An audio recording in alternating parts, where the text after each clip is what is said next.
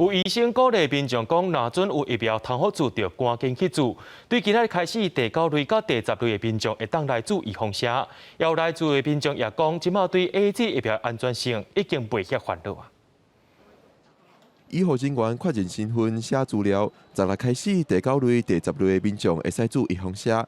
注射站的人比昨是加真侪，即摆注的是 AZ 疫苗。AZ 疫苗冇有安全性的疑虑，不过来注疫苗的民众讲，即马已经无咧烦恼啊。我们真的专程跑到医院问专业医师，医生也建议我有疫苗就赶快打。如果在打完之后，如果真的有不舒服的话，48小时之内的话，只要知道症状的话，其实我觉得都应该不是太大问题。不过最近台湾各地拢传出有人2摆疫苗注无共排注的消息。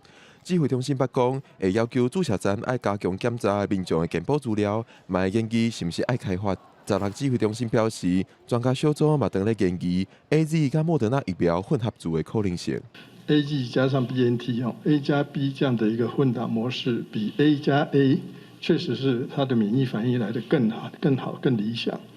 可是 A 加 B 是不是就一定可以衍生变成 A 加 M？ 国外确实就是有一个小规模的研究 A 加 M， 那看到 A 加 M 反应，当然免疫反应确实当然是比 A 加 A 来的好像是更好。那有这样的一个国外资料，我个人当然认为，或许疫苗咨询小组也值得再为这个结果，那是不是需要再召开一次会议？张尚顺表示，国内嘛有团队伫咧研究混合注疫苗，但是搁爱一段时段的观察才会当有结果。过程中有相关的资料，专家小组嘛会来参考。记者郭碧君、郑派文台北报道。